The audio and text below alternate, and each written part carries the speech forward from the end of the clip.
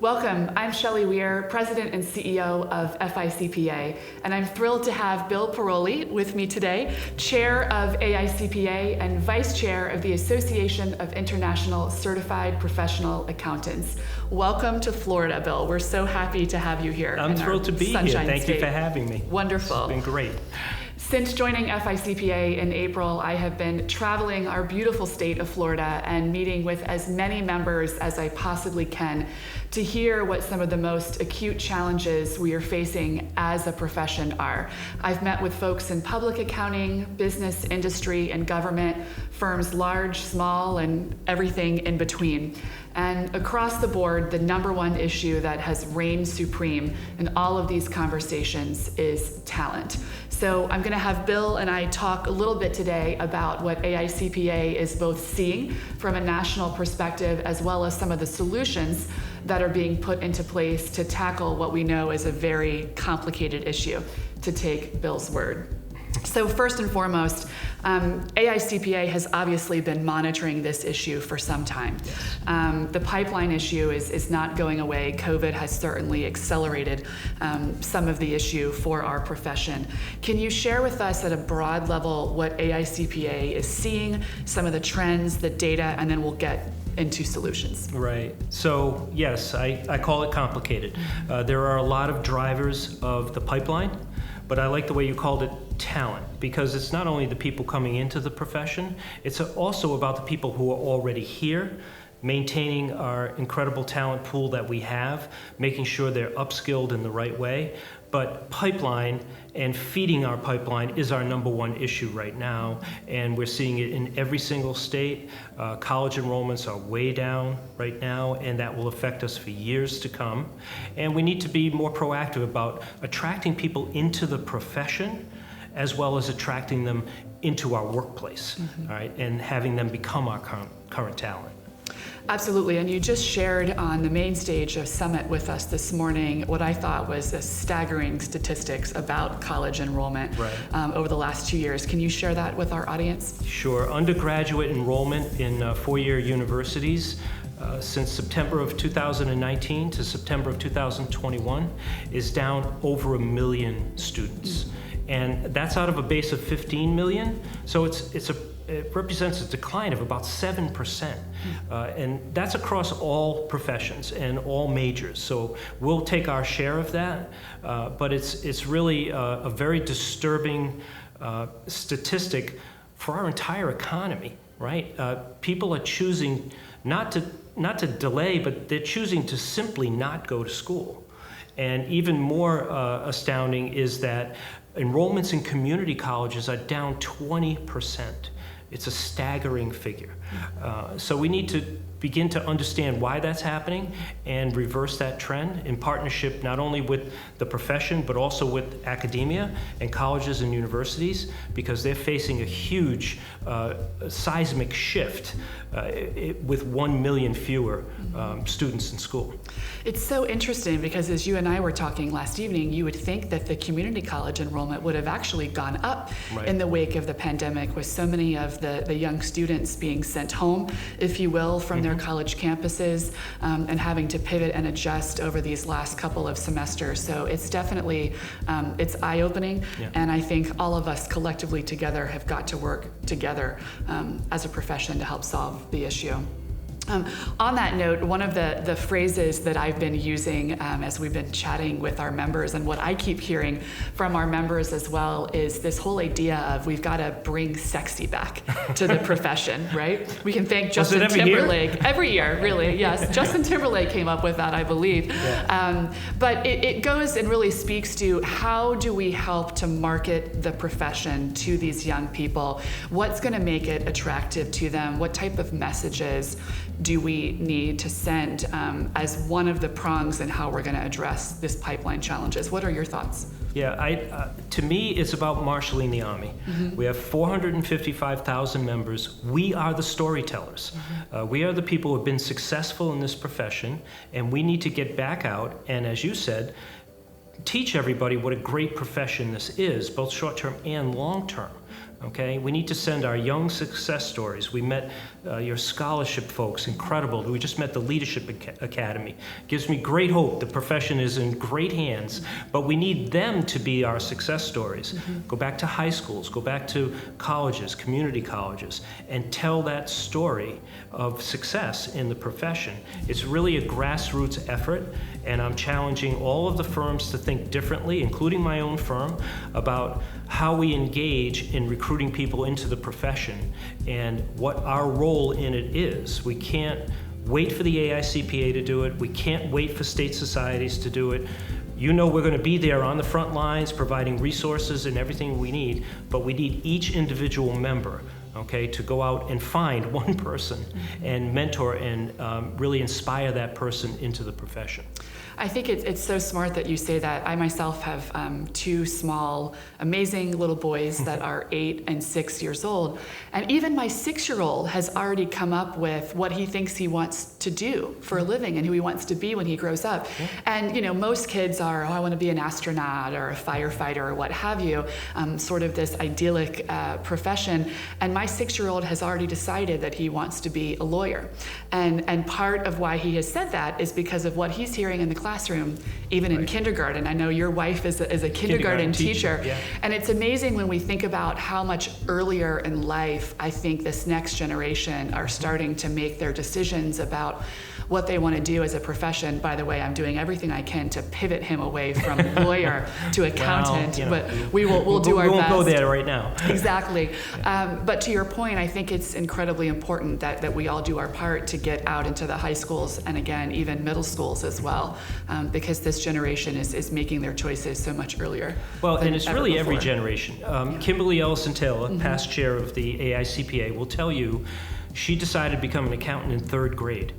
In 3rd grade. I'm not surprised by this at all. So you're right. People do make those decisions early, but then they also have a tendency to change their mind. Right. So we have a lot of opportunities to go out and tell our story and recruit people into this profession. We do, and it's incumbent upon all of us to replace ourselves if we're being retired. Exactly. The younger folks, the Leadership Academy, like you said, to go out and recruit others as they're climbing the ranks as well. So, okay, so let's shift away from pipeline for a second and over to retention and upskilling the profession.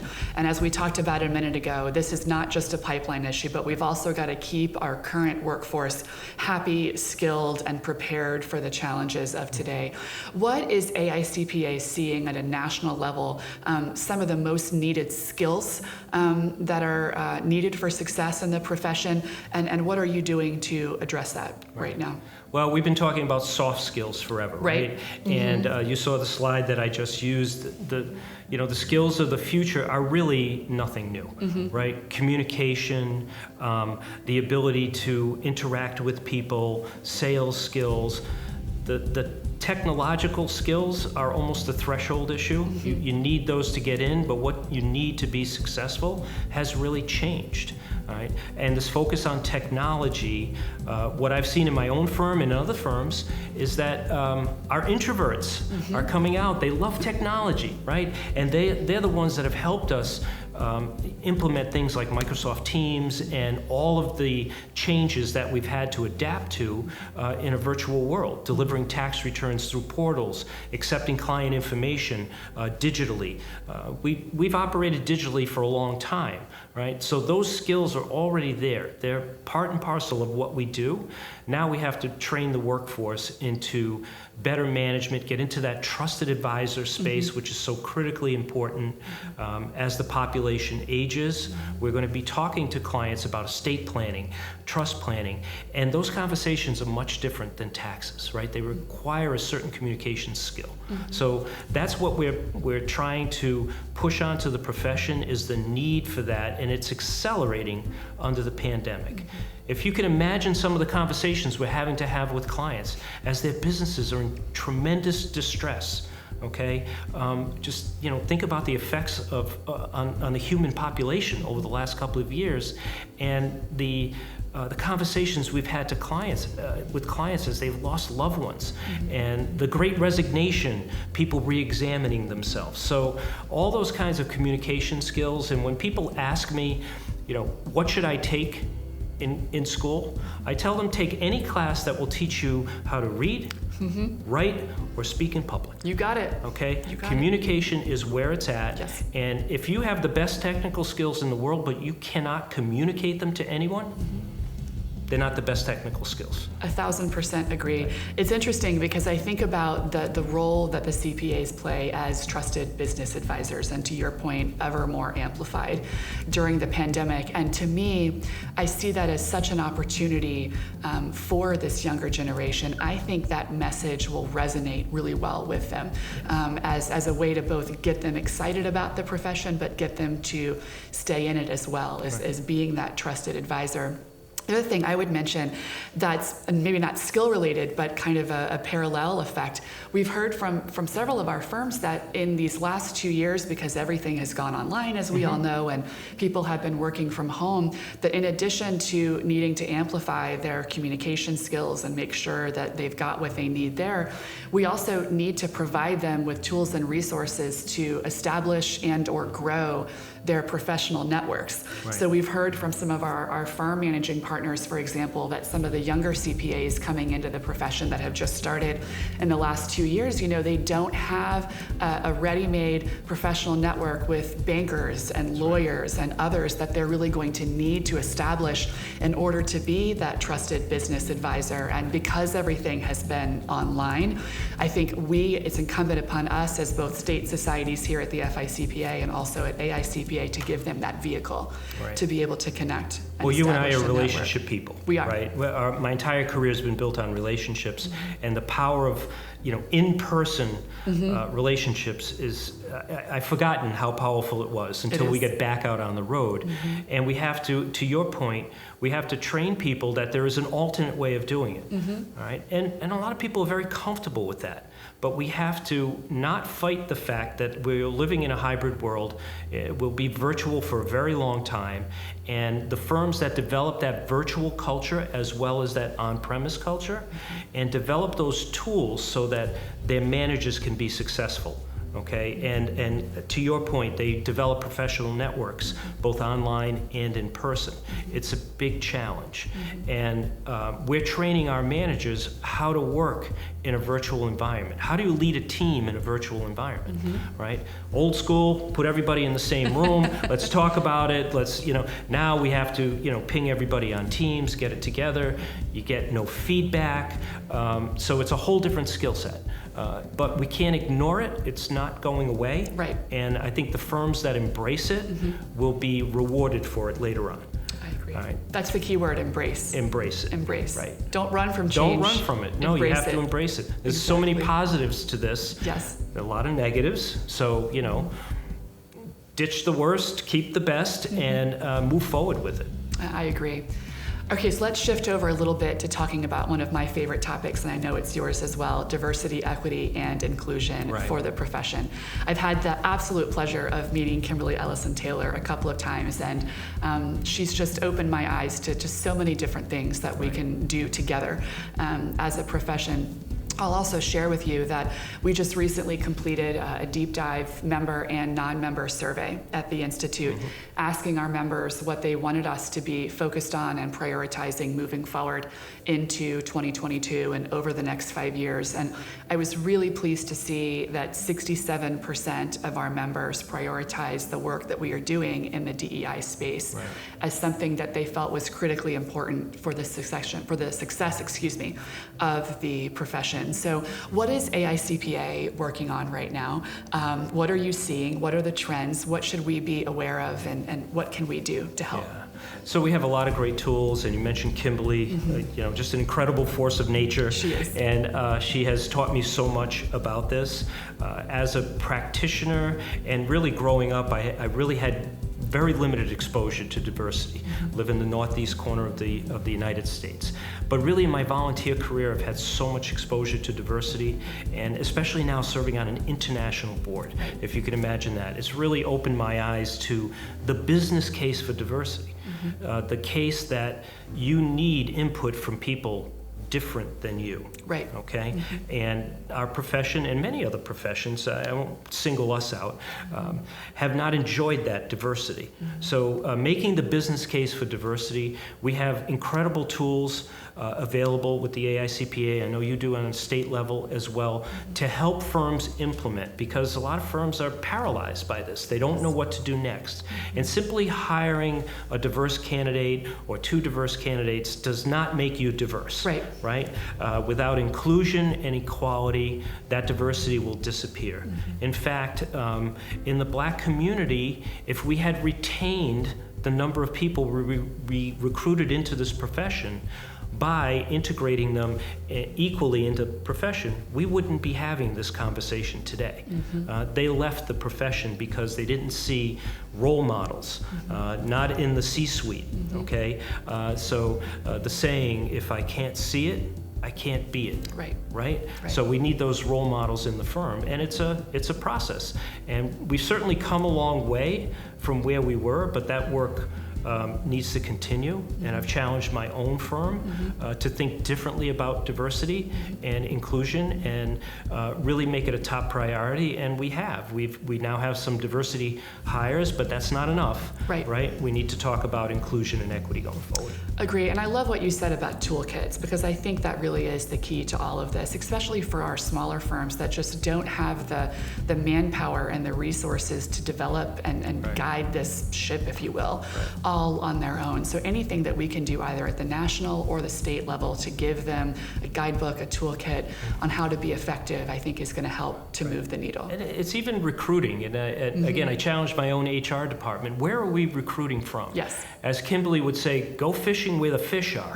Right? So if you're looking for diversity, go to places that are diverse. Stop going to the same old college that you recruit from. Absolutely. So we really have expanded where we recruit from, and we're getting more exposure to a diverse workforce. I completely agree. I think working with HBCUs and expanding our footprint in community college will help us to get there as well. And as a side note, I have a dear friend of mine that was just appointed as the number 2 at NABA, at the National Association of Black Accountants, and I'm looking so forward to working closely with them in the years ahead as well. Okay, last question for you, not talent related. And I know that you're a tax guy, so I won't put you in the hot seat for too long, but there is so much conversation and dialogue right now around audit quality. And there's a bunch of different initiatives happening at AICPA right now. Touch on that for just a moment before we close. Yeah, our Center for Audit Quality has been has had a very robust form of work for the last couple of years. We've moved the needle, we've made a difference. If you think back to when the DOL first came out and started looking at the audit of employee benefit plans, those results were not good. And we've really worked with the peer reviewers and the firms, okay, to really drive audit quality. We're in the business of trust, right? That's our primary stock and trade is trust. And so audit quality is always front and center, and it's going to be in the spotlight coming up. DOL is coming back out. They'll be out in November, and we are absolutely positive we will have better results, because we know we are actually going out and peer reviewing these types of engagements to work with the peer reviewers. And we've seen quality go way up. Now, that being said, you can never take your eye off the ball. Gas, quality is a major issue for us, as it should be. Right? If we're going to be charged with auditing the world's capital markets, quality is what we need to stand on.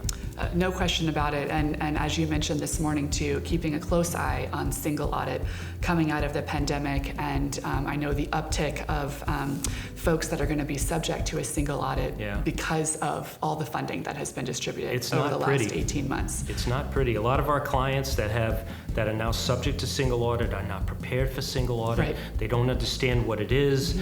They don't like the conversation that we're having with them.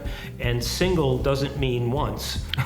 Right? It's the gift that keeps giving. It's the gift that keeps giving, right? It's in the year you got it and the year you spent it. So it can span multiple years. And as these grants and awards that are subject to single audit keep coming out, it's a new reality for a lot of places. We've actually had clients of ours send money back because they did not want to go through the single audit process. So Interesting. keep your eye open for single audit. We will, and I keep thinking about in my prior life, my hospitality friends, so many of them received restaurant relief funding and never in their life have had to be subject to a single audit before, and now all of a sudden might be. So. And we're working to get those exempt. I mean, PPP loans are exempt, so there's no reason why Restaurant Revitalization Fund shouldn't be exempt. Shuttered venue grant shouldn't be exempt. So it's not something they're focused on, but we're continuing to talk about, do we really need these single audits? Is there another way that we can, account for the spending of this money? It makes total sense. Well, I thank you again so much for joining us here. Bill has been with us in Florida for several days as part of our annual summit here in Fort Lauderdale. We hope that you will come back and join us even after your chair year is completed. Sure. Whether it's at an FICPA event or bringing your beautiful family down to our state for vacation. We hope to have you back soon, and I'm looking forward to working with you and Barry and the entire AICPA team the rest of this year and in years ahead. Well, thanks for having me. It's been incredible to be out on the road talking to members, and Florida is a great partner with AICPA, and we truly appreciate everything that you do. Thank you so much, and have a wonderful trip back to Rhode Island and on to California. On to California next. Next, indeed. We'll follow your travels on social media, certainly, and wishing all of our members a fantastic end of your week here and happy holiday season coming up. Thanks again.